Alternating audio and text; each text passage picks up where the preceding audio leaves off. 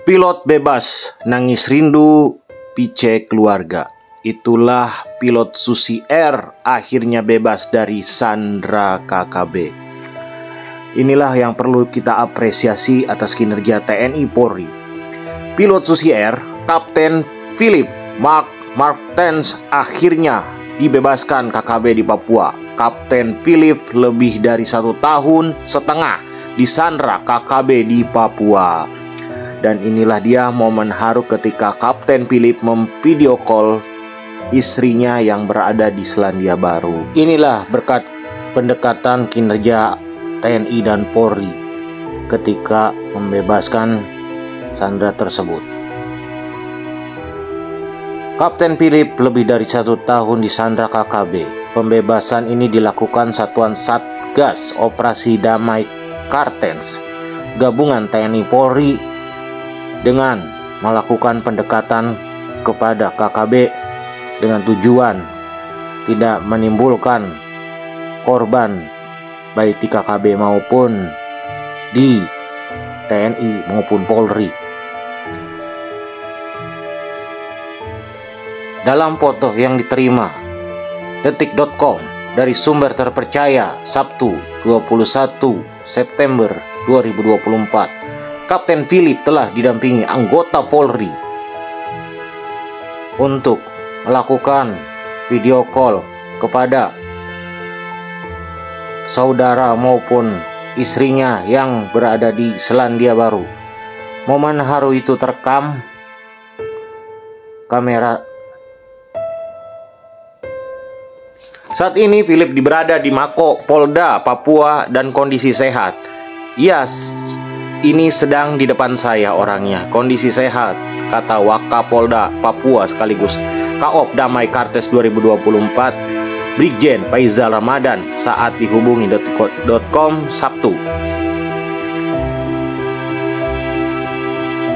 Dan inilah pernyataan dari Presiden Joko Widodo dalam pembebasan Kapten Philip. Ya, ini kan proses negosiasi yang sangat panjang dan kesabaran kita untuk tidak melakukan dengan represif, sehingga yang kita prioritaskan adalah keselamatan dari pilot yang disandra. Ini proses panjang yang telah dilakukan oleh TNI dan Polri, saya kira sangat bagus. Saya sangat mengapresiasi, dan nanti ini akan dibawa ke Baliyaguru, ke rumah sakit terlebih dahulu untuk dicek kesehatannya, sehingga setelah itu akan diterbangkan.